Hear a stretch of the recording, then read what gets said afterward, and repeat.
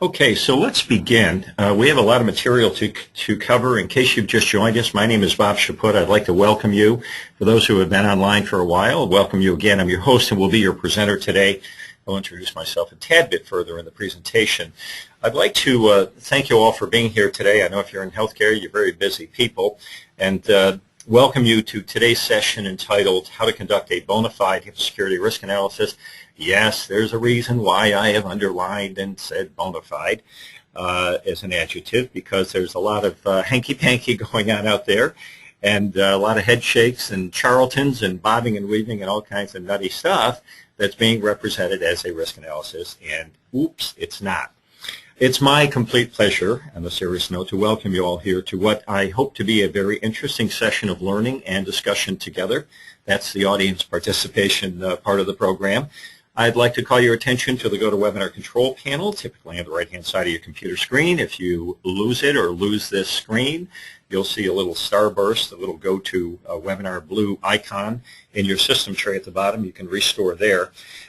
We encourage your questions at any time. We may also use the chat capability to send messages to you, so keep an eye on that. Hopefully that won't be necessary. I'd like to also point out and remind you that there's no fee for this webinar, and we offer educational sessions as a way to help covered entities and business associates. I used to say subcontractors as well, but they don't exist anymore. Now they're all BAs. In any event, help them raise their awareness to the requirements under HIPAA and high tech. We base our curriculum on the very exacting language of the laws and regulations. If we don't do anything else, as we play by the book, and on our own proprietary tools, which have been a work in process for over the last 10 years or so. And we develop those on the basis of the requirements and the regulations and regularly update and change those, and it's very exciting. I'll tell you about that later. In this session, you will learn how to conduct a bona fide HIPAA security risk analysis. At the end, I will demonstrate a risk analysis software as a service tool, which is based on HHS OCR guidance and the NIST security framework. It is a one and only one, I absolutely guarantee, solution out there that does such things as it does, and it delivers a bona fide HIPAA security risk analysis. Yes, I am very proud, and yes, I have an attitude.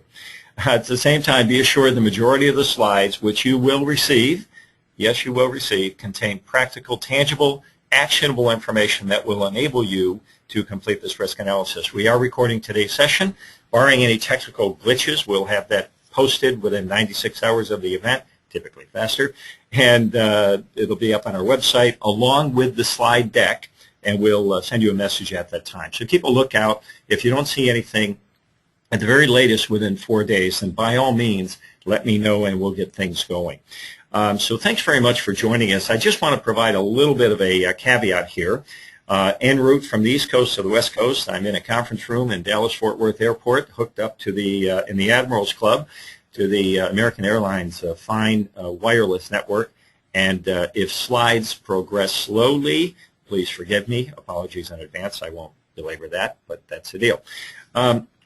In case we have not met before, and I'm going to ask you a question whether or not we may have in a moment, no bragging or complaining. I just want you to know I'm not a 23-year-old freshly minted product manager who's out there taking over the world and still spelling HIPAA with 2 P's. I've been at the business of protecting some of the largest, most sensitive healthcare, employee benefits, payroll, share on a record data sets in the world, having worked at GE and Johnson & Johnson. My last stint was at an awesome company called Healthways based in Nashville, and we maintained and protected the records of 40 million Americans, and I'm talking about PHI, of course. Our company, just very briefly, we are very, very passionate and excited about what we do because we're helping covered entities and business associates safeguard this very personal, private, intimate information of millions of fellow Americans. Notwithstanding our best efforts, there are quite a number of, and I think the latest number I saw was 559 organizations appearing on the so-called Health and Human Services Wall of Shame who have collectively contributed to impermissibly disclosing the records of about 21.5 million Americans. We help organizations stay off the wall of shame and avoid that kind of problem. What we do for a living is as shown here. Hopefully the slide will refresh. And we've been at this in our current form since 2010. We've helped over 300 customers all around the U.S. We do compliance gap assessments, risk analyses, the focus of today's session. We do a lot of work on policies, procedures. We do executive coaching and training and boot camps, etc. We've worked with about a dozen organizations that have been involved in OCR audits and or investigations, so we have a little bit of experience at that as well. And as I predicted what happened a moment ago, the slides are refreshing slowly, so I'm going to continue, and when and if they catch up, they will, but if I get to a very critical point, I will be sure, and it's material that you must see, I will be sure that I stop and catch up with that slide. In any event, continuing on, the thing that makes us different from all the other organizations out there is, in addition to doing superb quality consulting work for organizations, when we leave, you don't have a pile of dead on arrival PDFs that we produce in the course of our engagement. Everything we do manifests itself in the form of operationalizing your compliance programs on software as a service applications and platforms that we have developed, one of which I will show you in today's session. So I am going to very quickly ask you just to help me out a little bit by providing some input as it relates to how many of these webinars you may have attended in the past. So very quickly, I'm going to launch a poll to ask how many Clearwater compliance webinars you've attended. And if you would indulge me for a moment and let me know if this is your first rodeo, or whether you've been here 1 to 4, 5 to 9, or 10 or more, that would be very, very helpful. It will help me pace the program. If I had 100% of you having heard me before, well, I would go much quicker than normal. But I'm going to go quickly, such as it is, and we're at about approaching a 30-second mark. For those of you who don't participate, well, you must be busy multitasking, and it's a busy world out there. So that is it. I'm going to close the poll. Thank you very much for those who did participate. And just so you know how this works, I'm going to share the results. There you go. About 43% are here for the first time, and the balance have been to webinars in the past. That's all I wanted to know, and that's very helpful, so thank you. So let's get on to the subject at hand, and let me give you the big high points here. I know that the slide has not advanced, and that's because of this network I'm on, but let me give you some key takeaway points for today's session. Number one, there is a right way to do a legitimate, authentic, bona fide, use whatever adjective you wish to use. There's a right way to do a risk analysis, and there are many wrong ways. Keep that in mind. Number two, if this is your first time, even though as a covered entity you were statutorily obligated to do so in April of 2005 and keep it updated thereafter, if this is your first time, it's going to be lots of work. That's the bad news. The good news is once completed on a go-forward basis, you'll be in much better shape. The next key point is that this is absolutely unequivocally not a once and done. I will show you, ladies and gentlemen, what the OCR auditors are looking for, and I will provide some data and facts about what came out of the 115 audits that were conducted in this past year. To that point, this is far and away one of the single biggest areas of focus in the OCR audits and in the OCR investigations. And I'll show you some data around that as well. Next key big point is that a risk analysis is not the same as doing risk management or risk treatment. And then last but not least, inside the HIPAA security rule, there are two very explicit requirements for what one might call generically assessments. One of them is called the risk analysis. The other is called a security evaluation, aka a security assessment, aka a gap assessment. Where do I stand with respect to the regulations? So once again, when you receive these slides, including this one to which I'm speaking, and unfortunately the slide didn't refresh because of my slow wireless network, we'll be going through and making and reiterating all of these points as we go along. Well, there they are. It caught up to me, and with any luck, it'll catch up in a moment, but I'm forging on. I am exhibiting a slide now that is going to show you three dimensions of business risk management as it relates to the HIPAA security rule. And we're under the banner of the program today, which gets to why should I do this? What are the regulations? What are the requirements? First and foremost, I referred to the security evaluation requirement in the regulation. It's at 45 Code of Federal Reg 164.308A8. That is the matter of taking stock as to where you stand with respect to the 22 standards and 53 implementation specs inside the security rule. Yes, you need to do that. Yes, it's very important. It's a required standard inside the HIPAA security rule, and no, it is not the same as a risk analysis. The next item you must complete is a security risk analysis. The citation there is at 45 CFR 164.308A12A. That falls under the security management process standard. There are 4 implementation specs. A is the risk analysis. B is risk management. You can't just find out all your problems and not do anything about them. C is the matter of a sanction policy, and D is about information system activity review. We're going to focus on risk analysis. The third dimension of your HIPAA security business risk management is the matter of taking stock periodically as to where you stand with respect to both your compliance program and with respect to your security program. That takes the form of testing and auditing. And as it relates to compliance, auditing is about, do I have all my BA agreements in place? Have all the members of my workforce completed their training?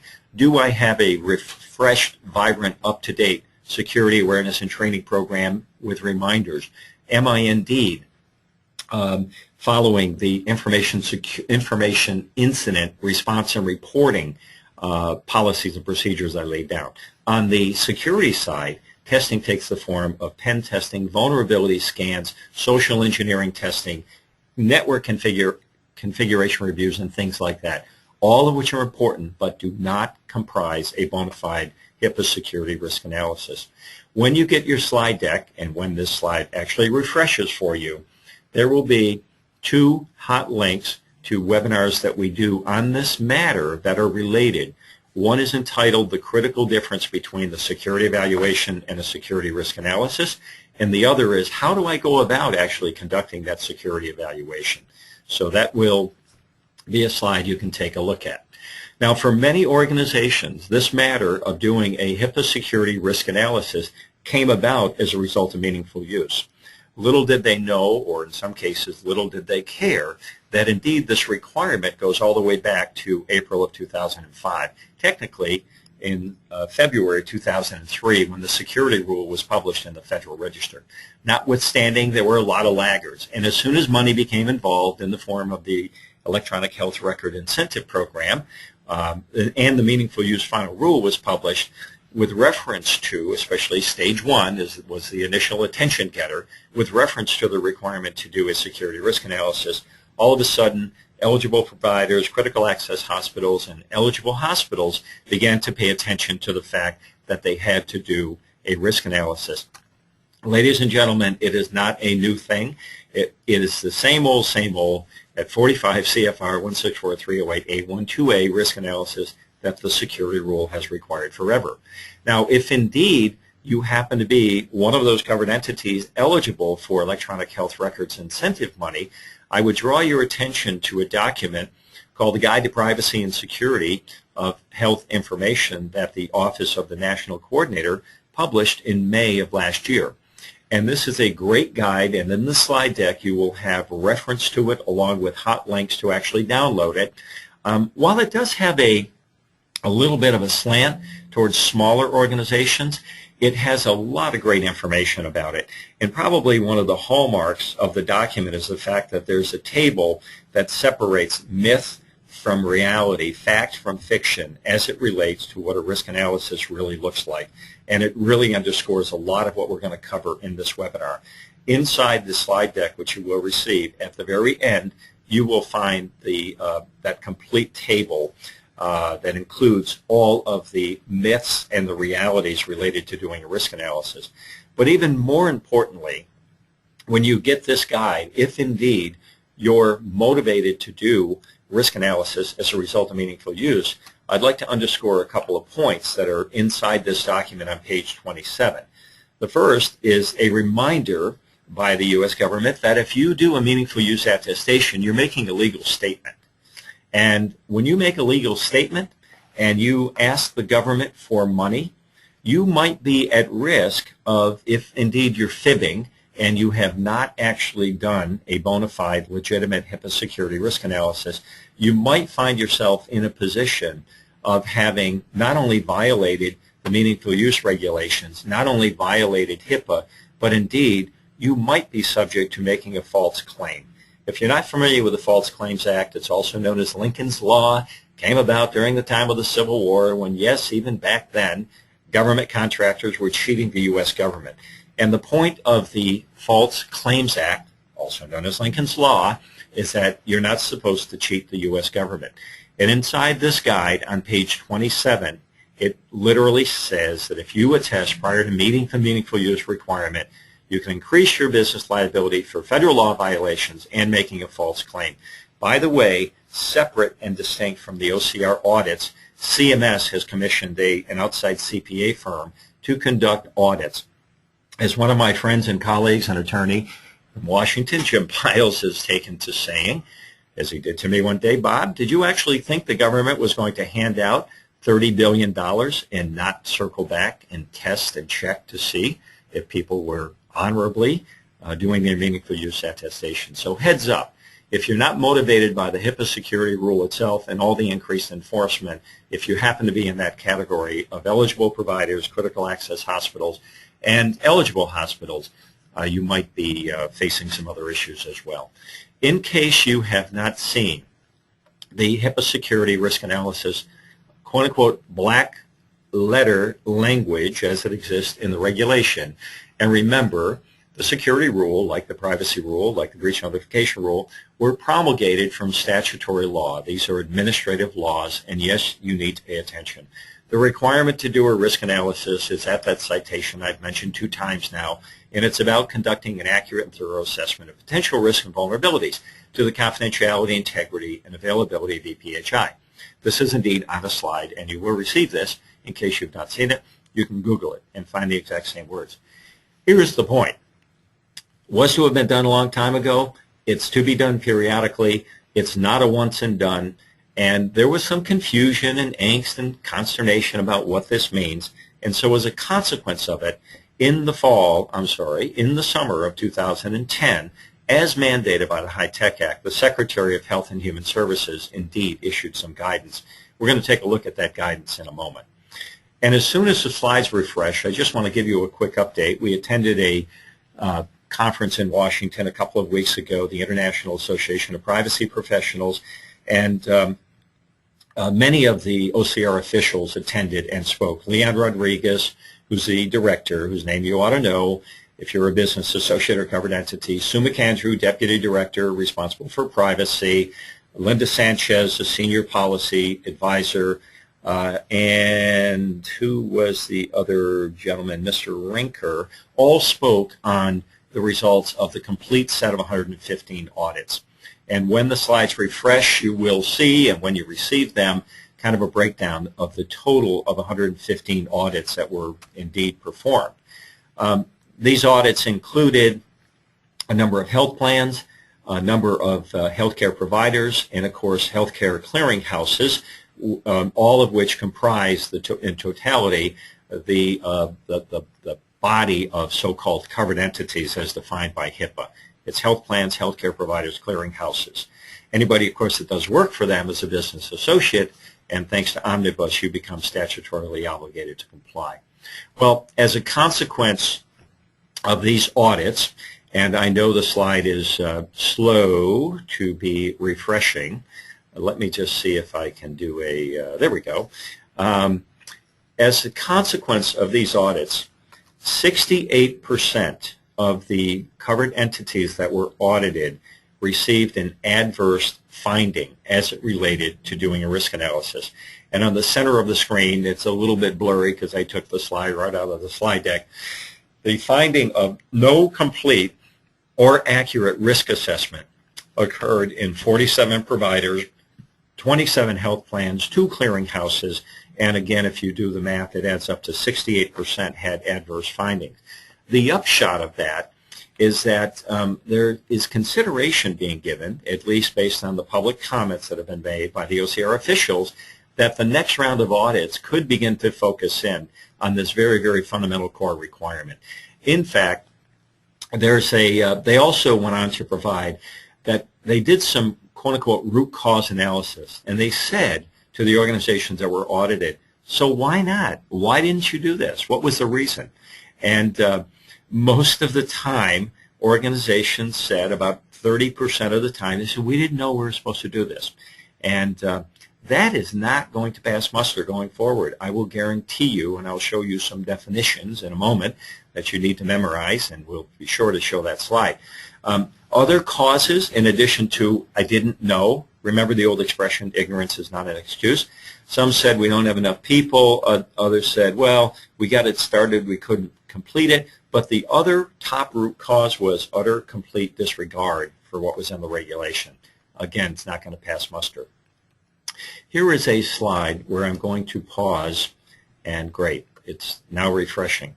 Here are some really, really important words to learn and to share with your members of your C-suite, if indeed you're not in the C-suite. Number one, reasonable diligence. That means that an individual or an organization has paid appropriate business care and diligence. That would be sometimes the phrase that's used is the prudent man, prudent woman, prudent person rule. What would a prudent person do in this case if they really wanted to look like, act like they were paying attention? That's called reasonable diligence. Reasonable cause, on the other hand, is a bad thing. This is where it's an act or omission on the part of an organization who should have known, did know but didn't take action, or should have known had they exercised some reasonable diligence, like how about reading the memos that have been coming out over the course of the last 3 years? 4 years, I'm sorry, HITECH was passed in 2009. And then finally, let's see if we can get this rascal slide to come here. There we go. Finally, willful neglect. This is, ladies and gentlemen, absolutely, unequivocally, the place you do not want to be found. It means and translates into, remember the expression, complete disregard, conscious, intentional failure or reckless indifference to the obligation to comply. Now, why these terms are important is that they came about as a result of clarification from Omnibus. The citation is that there at the bottom in the definition section in Title 45, Part 160, for those of you who like to look these things up and validate. And it's really important because when they come out and audit, as the next slide will show, and I'm just going to build this out, they're going to be looking for a few things. In case you have not seen the OCR audit protocol, the taxonomy is a performance criteria shown at the very top, the key activity they're going to perform, and then the procedures they're going to follow. And man, that's a lot of fine print and a lot of detail to look at. So let me build up the next slide, and let's talk about the items on this slide. So first of all, they're going to ask you, hey, would you please show me, do you have a policy and procedure around risk analysis? Great, thank you. Oh, please give it to me. Obtain and review that. I should have highlighted that in orange. Great. Now let me take a look at what you've got in writing. Let's talk about whether you've considered all the elements in the criteria. The criteria falls back to the HHS OCR guidance. And by the way, are you keeping this up to date, up to snuff? Because OCR guidance relies on the NIST security framework, and the NIST security framework is somewhat of a dynamic little animal. And then the next point is, are you doing this on a periodic basis? Now this word periodic drives people crazy. Some people would like to say, yeah, that means every 10 years, right? Sorry. Our advice and counsel is just as if your organization, just when and as your organization does an annual financial audit, we think it's important to do an annual risk analysis. And it should be no less frequently than annually, because if you have major change occurring during the year, reorganizations, M&A activity, implementation of new mega systems, it's time to do another risk analysis. And then the last point has the covered entity identified and included all their systems inside the risk analysis. So we're getting informed by the OCR audit protocol as to what's expected when it comes to risk analysis. By the way, another set of data, if I may, let's see if I can, good. I just have to nudge this thing. I get it now. So here across the columns, tops of the columns here, Hospice of North Idaho, Massachusetts Eye and Ear, CVS, you know them, Rite Aid, Blue Cross Blue Shield of Tennessee, Mass General, Phoenix Cardiac Surgery. We've got all shapes and sizes here. UCLA Health System and the Alaska Department of Health and Social Services. The numbers across the top are their settlement agreement numbers, negotiated. These did not invoke or include the civil monetary penalty system. But there's a lot of data on here, and when you get the slides, you can study it. My point is this. Every single one of the organizations that went through an OCR investigation that ended up in a settlement agreement came up short, got dinged for failure to do an appropriate HIPAA security risk analysis. Lots of people are saying, by the way, how is OCR going to fund these audits on a go-forward basis? Well, you're looking at it. Here's the paltry $9.7 million, rounded to $10 million collected in settlement agreements. Again, they did not invoke the civil monetary penalty system. And boy, did that rascal get onerous. In fact, before Omnibus, the way circumstances read, OCR may, but is not required to conduct an investigation. And then, indeed, they were required to try to solve it by informal means. And what that translates into is a negotiated settlement agreement. They'll come in and do a compliance review. There's a game changer because of Omnibus. Now, if there's any sense, it looks like, smells like, indicates in any manner, shape, or form that it might be due to willful neglect, they've got to conduct an investigation. Furthermore, if indeed they find it's willful neglect, which is on the penalty scale, the third and fourth so-called culpability levels, they must invoke the civil monetary penalty system. They can't negotiate the settlement. So they may attempt to resolve it, but it's not required of them to do it anymore. So heads up, there are going to be fewer informal resolutions and more immediate penalties. One of the things I'm curious about as we go on, and if I can do this quickly, we'll do about 30 seconds. It'll give me a chance to have a sip of coffee and put you to work. I would like to ask you, and this is all confidential, if you have in your organization been through either an OCR audit or an OCR investigation. This is the audience participation part of the program, by the way. And I'm going to put myself on mute, have a sip of coffee, and be right back with you while you're voting.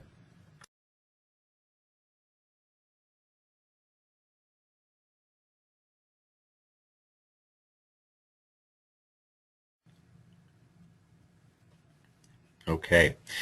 Well, good stuff. So that's great. I'm really I'm glad to hear that. I'm going to close the poll at this time and just flash the results up quickly so you can take a look. And good news, the majority of the organizations out there today have not been through one. There are a number of people who aren't sure, but some organizations indeed have, for which I extend my condolences. It's not a fun or easy process. You do not want to go through an OCR investigation. If we think about it from the old Stephen Covey point of view, begin with that bad end in mind. We don't want to be there. How can you get there? You can get there by way of an audit. You can get there by way of having a breach and be required to notify either 500 or more or less than 500. You can have a complaint filed against you. There are a number of ways to get there, and the number of complaints is on the increase, and it's a place you don't want to go. So what we want to do next is talk about risk analysis and management essentials. What that was all about, ladies and gentlemen, was the case for action. If you are not serious about doing a risk analysis, yes, I admitted in the beginning, I have an attitude about this, and it is found honestly based on lots of organizations with whom we've worked, a dozen of whom have gone through these OCR audits and investigations. And it's based on what we're hearing in face-to-face conversations with the folks who are responsible. I mentioned a moment ago that OCR has issued some guidance, and clearly you can't read this, and I'm trying to get hold of my cursor again. Good grief. Let's see. Okay, so you can't read that rascal, but the good news is there's a hot link, and I will commend you to read it. It's not a long treatise or document, 9 pages, but let me give you the sum and substance of it, and I'm going to build out this slide and hopefully click it and have it catch up to me. The deal is this. There are 9 essential elements. HHS and OCR said, look, we fundamentally, I'm paraphrasing, we don't care whose methodology you use. It can be Billy Bob's. It can be one of the big 4. What are there, 3, 4 now? It can be your local regional IT guy. It can be the ISO framework, the NIST framework, which serves as their basis of doing it, as long as it is robust and follows these 9 essential elements, comprehensive in scope. You document information about all of these so-called information assets that create, receive, maintain, and transmit PHI. You then take each one of them and you examine the threats to those information assets and what weaknesses do you have in terms of protecting those. You take stock of what good things you have in place. Once you have an asset, let me take my favorite, a laptop, and a threat, it may be stolen, and a vulnerability, it doesn't have strong passwords, or better yet, for some reason people continue to find their way to the Health and Human Services wall of shame because it's not encrypted. Come on, people, it's a new millennium. But once you have an asset, a threat, and a vulnerability, those 3 things together constitute a risk. If you have 2 but not the other, you don't have a risk. You can't have if you have no assets, you're not going to have threats and vulnerabilities. If you have an asset but no threats, even if it has a vulnerability, it's not going to be a risk. Once you have a risk, you need to look at the likelihood of that threat, that burglar, exploiting that vulnerability of no encryption.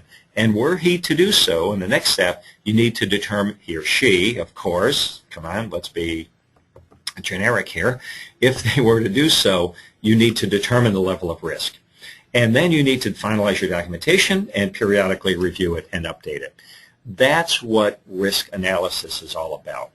And there is a whole plethora of guidance that's been provided by HHS and OCR, and it appears on the slide that the link at the very top is the link I was just showing you, the HHS OCR guidance, but it in turn references the NIST security framework. And if you are the graduate student and want to learn more, good news, I've provided a hot link to any of these documents. The Bible, in terms of the risk analysis approach, is NIST Special Publication 800-30, Revision 1, which came out in the fall of 2012 after somewhat of a 10-year hiatus. There was somewhat of a restructuring of how NIST looked at security risk management. And let me see if I can't make this slide refresh. There we go. And inside of it, this is about an 83, 4 or 5 page long document.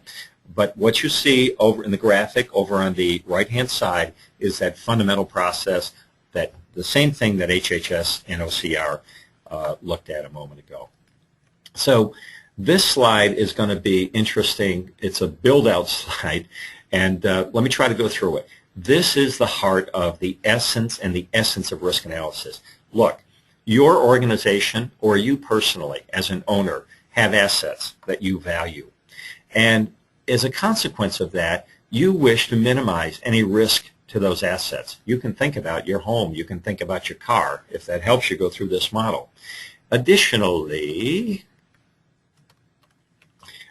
there are, whether you like it or not, there are threat sources out there, and they come in the form of adversarial, accidental, structural, or environmental. Those are the four basic categories that NIST outlines.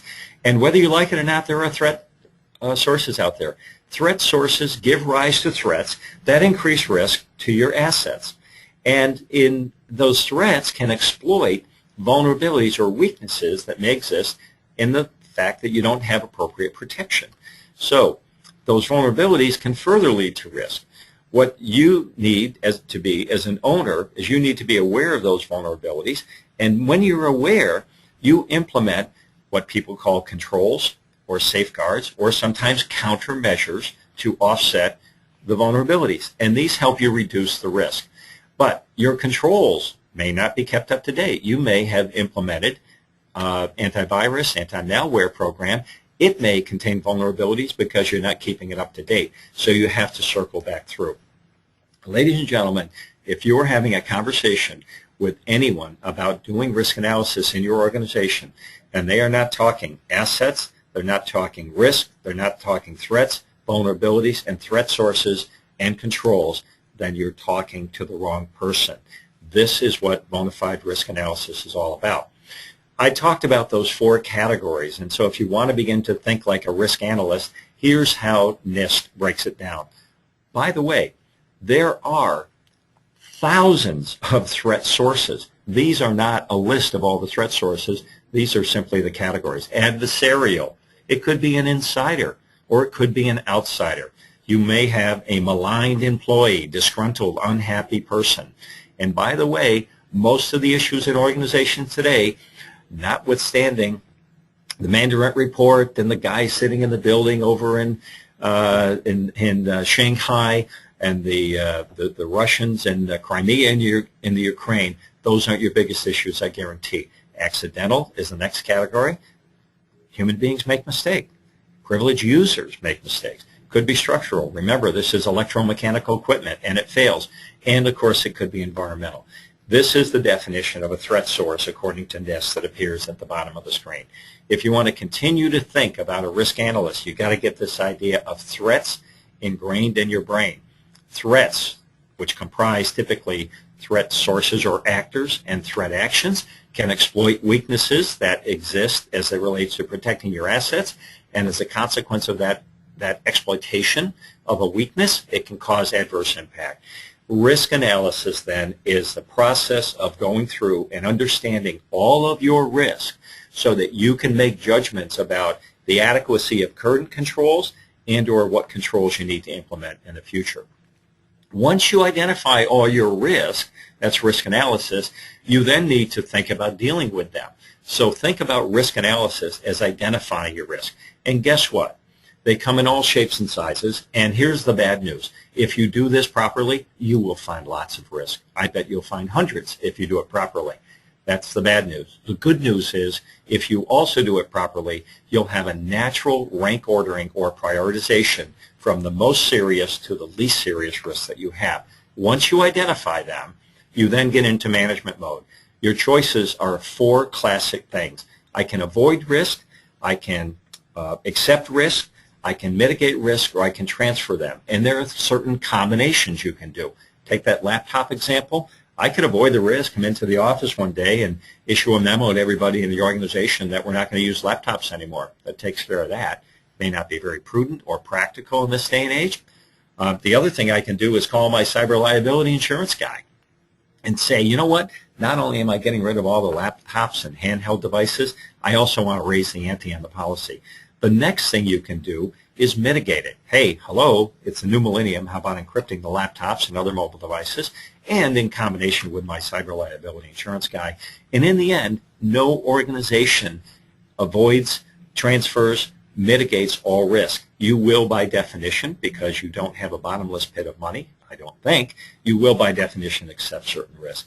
So if risk analysis is about identifying them, risk management is not about mitigating everyone. It's about making informed decisions as to how to treat them. And it also means documenting them as well. If you choose not to mitigate a certain risk, that's cool, but put down some rationale for it. That's what a risk analysis is about. Here's what a risk analysis is not. I mentioned these things before. We love these things. We encourage people to do them. On my Venn diagram, they fall into category number 3, test and audit. Absolutely have a program of ongoing internal and external vulnerability scans, penetration testing, configuration audits, social engineering testing. All important stuff. But don't let anybody convince you that if you do these things, you are doing a risk analysis. Absolutely, unequivocally, blatantly, patently false. If that, again, is what a risk analysis is not, here's a definition out of the Bible, so to speak, NIST Special Publication 800-30. A lot of words on here, but notice some that we've mentioned: identifying, prioritizing, estimating. Scroll down to the bottom. Looking at threats, looking at vulnerabilities, looking at controls. These are the core concepts that constitute a legitimate, bona fide risk analysis. Time for me to have a break and time for you to go to work again. I'm going to ask you a question. How many of you have done a bona fide, legitimate, thorough risk analysis? There should be a poll in front of you right now, and if you'd be kind enough to do that, I'll take 20 seconds and we'll be right back.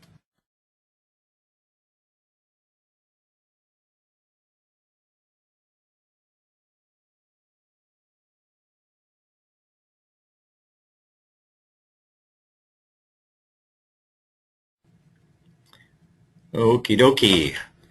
Well, let's see. We're about 31 seconds, and 75% of you have voted. Thank you very much. Let me close the poll and show you. And just so you have a sense, a benchmark of where you may stand, if we said, for the sake of discussion, that the people that were not sure, in fact didn't do one, then it's about 50-50, but a slight majority of people have done a risk analysis. I commend you. Congratulations. That's great. That's going to get you out of and save you a lot of pain and anguish and suffering. So once again, at a very high level, risk analysis is answering the question, what are my exposures? And risk management is answering the question, what do we do to treat them or manage them?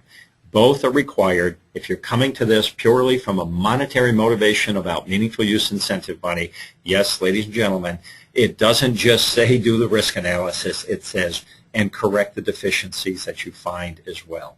So with that, let's proceed on here. And I'm having a little gymnastical trouble here. So in summary, the next slide is going to talk about this matter. The next slide, here we go. So you've got an asset. There's my burglar. My asset's the laptop with PHI. He may steal it. And what are my vulnerabilities? Oh, good grief. There are myriads of them. And different vulnerabilities are associated with different assets. What might I do to mitigate those? You put controls in place. Now, this is sort of a random list, but not really. Here's the deal. When it comes to controls, classically, whether you're looking at the ISO security framework, the NIST security framework, PCI data security standard framework, they typically fall into three categories: administrative controls, physical controls, and technical controls. And I really want to make that point and not belabor it, but it's not all about some silver bullet techno-whiz thing that you're going to do. This is about training. It's about policies. It's about procedure. In fact, it's a compass: policy, procedure, people, programs, training, and then finally various and sundry controls, some of which can be technical, some of which can be physical. So if you want to think about the formula or the equation for risk analysis, for assessing risk, and I'm trying to get the darn slides to change. Here we go. Oh boy. Okay. Well, it's being a little rascal here. Let me go back and try to tease it forward. Here's what I am going to do. We are talking now about, so what fundamentally are you trying to do when it comes to risk analysis? Here we go. So you should be able to see a little matrix, a 5x5 matrix in the upper right.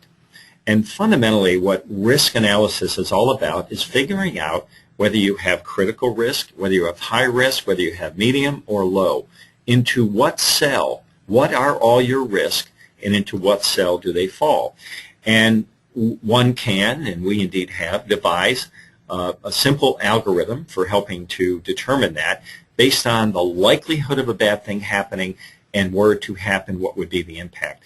And when it comes to likelihood, if I may, in the spirit of how actuaries might think about it, let's think about it in terms of the frequency with which things exist. And there's a sample table there. And if I think about the impact, it could be anything from insignificant all the way up to disastrous. And just for grins and to reference the 500 threshold that's spelled out in the breach notification rule, man, if it gets to 500 records and I'm going public, not only notifying HHS and OCR, but additionally if I'm notifying all the people in local media, print, radio, and television, then it gets serious for me.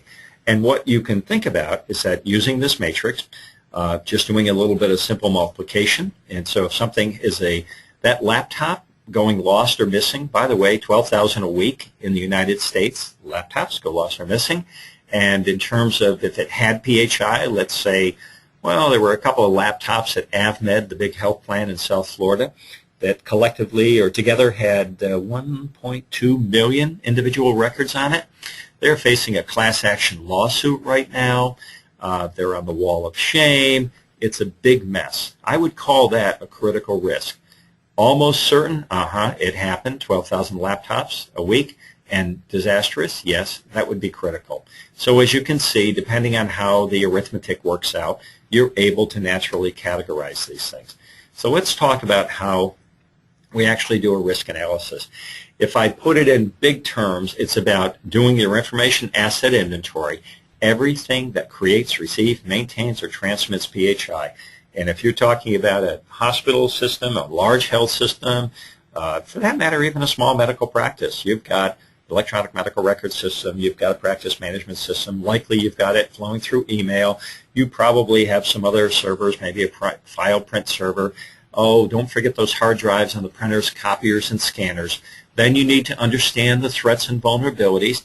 Then you need to look at the controls you have in place, get into this matter of looking at the likelihood and were it to happen, the impact on the organization, and then create appropriate documentation. This is the way to do a bona fide risk analysis. What I want to do at this point is to fire up a tool that we have created that facilitates the completion of a risk analysis. And if you will bear with me, this will demonstrate further what a bona fide risk analysis looks like. Let me log into my customer area here. And I am going to just validate with someone. Are you able to see my entire screen? In the upper left, you should be looking momentarily at a logo that reads risk analysis. Do you see anyone out there? Just give me a little hint that you can see it would be very helpful. While you're doing that, I'm going to go into my demo account. When I initially go into my demo account, I'm looking at a high-level dashboard. And here are the information assets that I have examined in this dashboard. And I'm going to move. I've got a patient data warehouse, color-coded purple. That's our color code for critical. There are a number of issues going on with that information asset that need attention. My next asset pharmacy system is color-coded red. That's high risk. I've got a set of information assets that are color-coded yellow, medium risk, and my radiology system, in my little fictitious world here, is a cloud-based application. It's buttoned up pretty tightly. I've got administrative, physical, technical controls in place. Thanks, everybody, for the resounding yes. You can see the logo. And this is my high-level executive dashboard as to my risk profile at this moment in time. How did we get there is another matter. And I'm going to hide the question thing for a minute so I can see a little bit better myself here. Okay, good. So I'm going into how did I get there? Well, one way I got there, this is Stephen Covey, okay? And I'll begin with a good end in mind. I need to know all my risks so I can do something about them. So this is my high-level dashboard. I got there by having done very, very detailed analysis work on not only the information asset, this thing called the patient data warehouse, but additionally on every underlying media that lives on that information asset. And I am trusting and hoping that you are still seeing my screen. Okay, great. It should refresh in a moment. So let's, there we go. So what I'm looking at here is a very exhaustive report of all of my risk. And you'll see that over in the far right-hand column, there's a risk rating. Let's see if I can punch this up a little bit bigger. at the risk of overdoing it, you'll see I've got, as it relates to my pharmacy system, somebody is using a USB key flash drive. I've got threats and vulnerabilities. In this case, I might suffer electrical damage to that device. I've got insufficient equipment shielding. When I went through the process, I gave it a risk likelihood of a 5 and an impact of a 5 for an overall risk rating of a 25. As I scroll down, I will see all of my critical risk, all of my, eventually it'll turn into high risk. Wow, I've got a complicated world here. Let me just show all of my risk here for a moment. This is a pretty huge data set, so it may take a moment to refresh. And I am checking and hoping that you're still seeing my screen okay. It looks like you are. So great. I'm going to scroll down. This is quick, but as you hopefully are seeing, I'm into my high risk. I'm into my ultimately medium risk, color-coded yellow, ultimately into my green risk. Now, how did I get there? That all populated the dashboard. I got there by having filled out and completed an information asset inventory. And this screen hopefully will refresh. I can see you're a little behind me here. Oh, I didn't want to go to the dashboard. Momentarily, there we go. You're looking at my information asset inventory. For every one of the information assets in my world, what I ended up doing was, let me take the claims payment system as an example. I need to scroll down here. I'm navigating on a laptop screen, so it's taking me a little longer than normal. If I go into that claims payment system and give you a moment for the screen to refresh, let me check to see. It'll be there in a moment. There you go. What you're going to look at here, this is the part of the process that we looked at when we looked at the HHS guidance, where I'm documenting information about this information asset. The desk, it is running on a server. Information is downloaded to a desktop, a laptop, and God forbid, a USB key flash drive. When it comes to doing my risk determination, I'm actually, and I'm going to keep scrolling to there, or click into there, and then make sure the screen refreshes. I'm going to actually step through every single one of those media and look at threats and look at vulnerabilities and look at what controls I have in place as required in the methodology, both specified by HHS and LCR, as well as in the NIST security framework. Let me just again check to see that you're with me. Here we go. Okay, so I'll give you a couple of illustrations here. What this is all about, I'm looking at a media, because in my world, a desktop and a laptop is under the same security regime and security mechanism. They're all part of Active Directory. They're all using the same encryption. They're all using the same anti-malware. I chose to analyze those as a class of assets. And it happens to be related to my patient data warehouse. I'm looking at threats. This one happens to be careless IT people. We know we don't have any of them. And the action is improper destruction or disposal of this media. The vulnerability is disposals related, or vulnerabilities related to disposal and destruction. What controls might I put in place?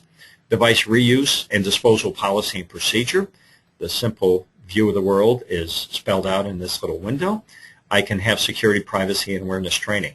If I want to go deep and technical, I can look at the actual controls that are spelled out inside the NIST security framework, and specifically NIST Special Publication 800-53. I've got a threat. It may exploit a vulnerability related to disposal of this media. Do I have device reuse and disposal policies and procedures in place? If I say no, do I have a good security, privacy, and awareness training program in place? I'm going to say no again. Now I'm going to ask the question, and I just want to make sure you can see the screen. You're not quite with me yet. There we go. I am going to ask the question, all right, given this threat, given the fact that I don't have good controls in place, what's the likelihood of a bad thing happening, that is, of that careless IT person just throwing that that desktop laptop away and not properly degaussing the hard drive or running disk shredding tools on it, I might say the likelihood of a bad thing is pretty high. It's likely, and the impact could be major for me because I've got a lot of PHI in those machines. I give it a risk rating of 16, and I move forward to the next threat vulnerability control combination. And I'm wanting to make sure that you are with me here. So here we go. Patient data warehouse, careless IT personnel.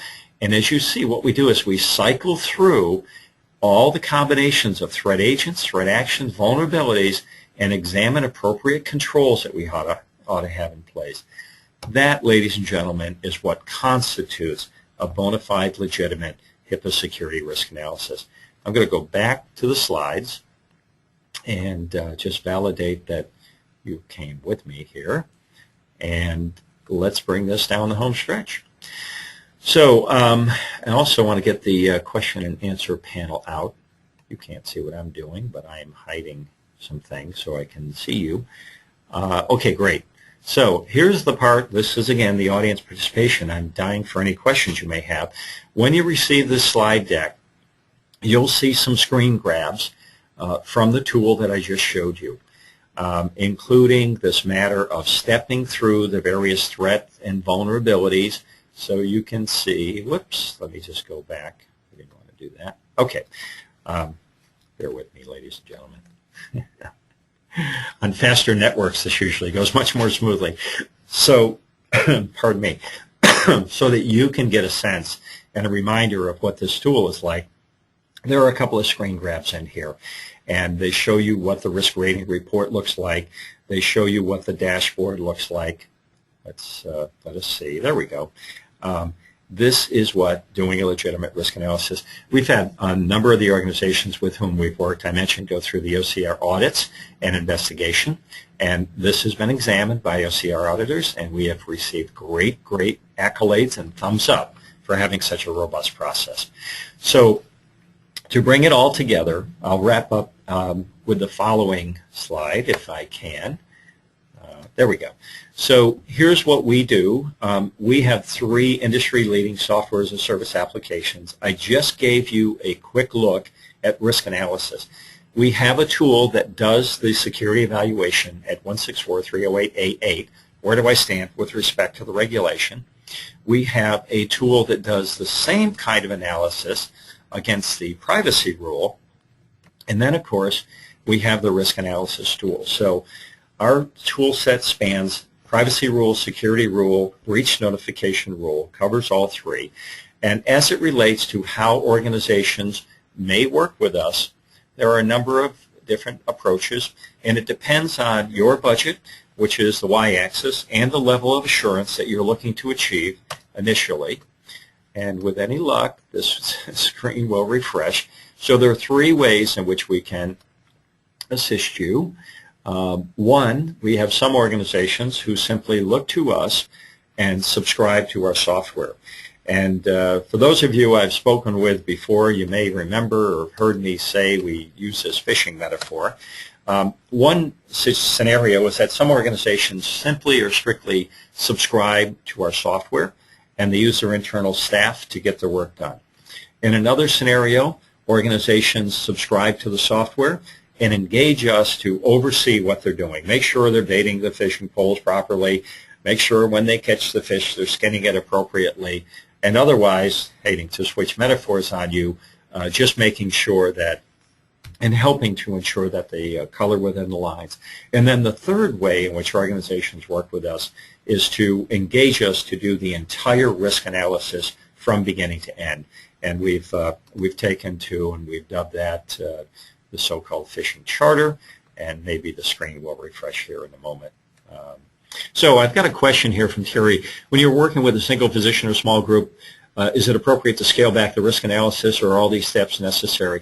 Terry, all the steps are necessary, but there's definitely a way of scaling it back. You do need to look at every information asset. You do need to look at all the possible threats, all the vulnerabilities, all the controls.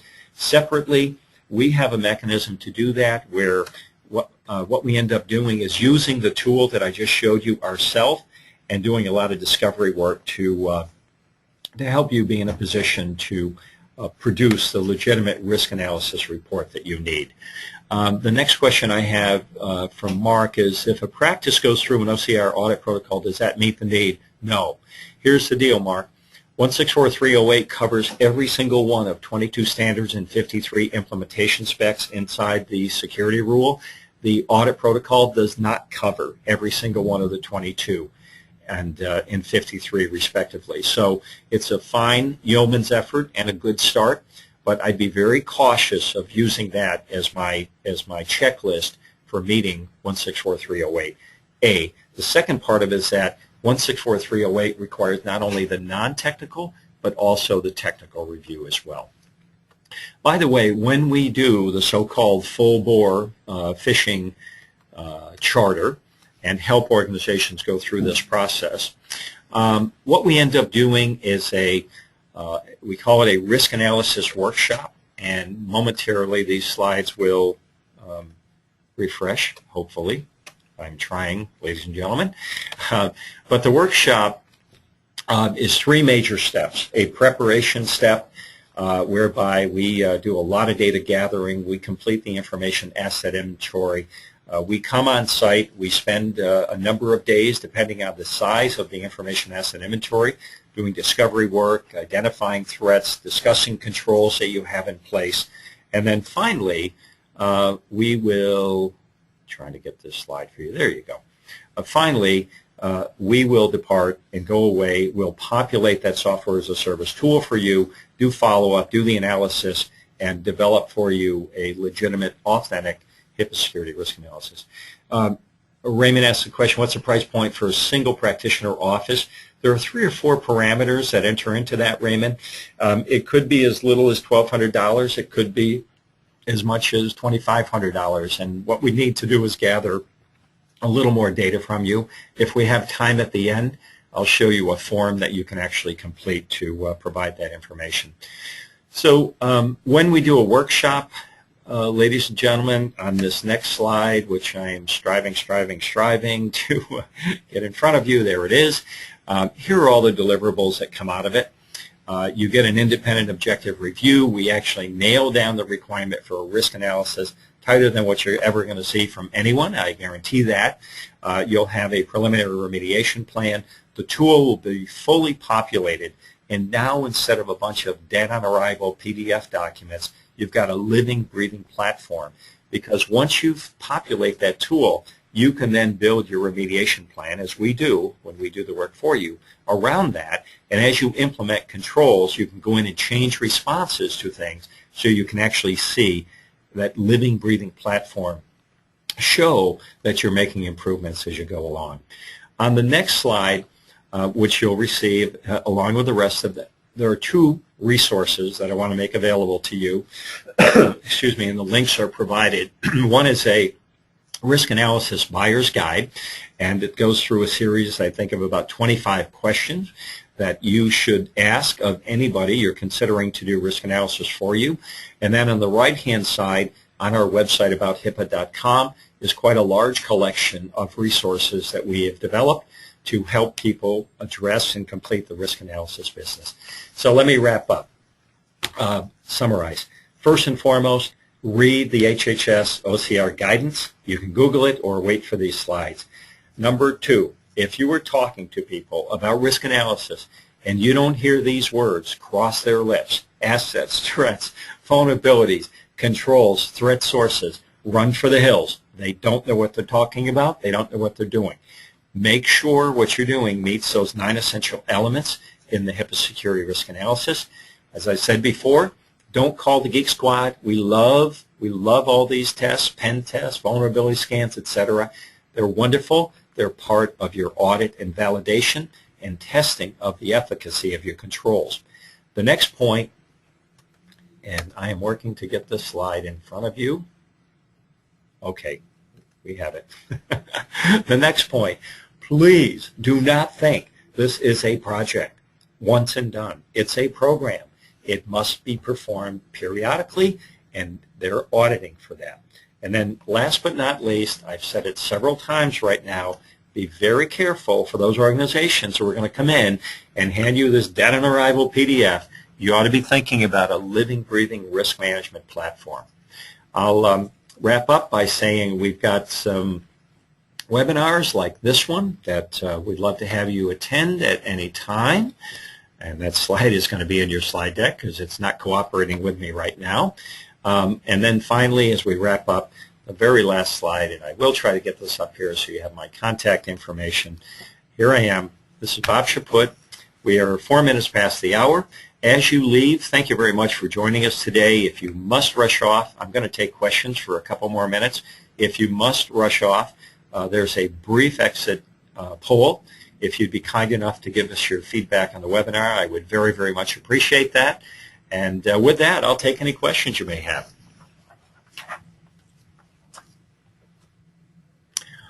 Well, all right. Here we go. Does Clearwater participate in the OCR audits with the customers if they arise? Yes, we do. We have been at the table on several occasions, so that's part of our deal. We will do that. We haven't quite made the H&R Block offer yet, but I'd be happy to talk to you about that, Russ. Absolutely part of what we do.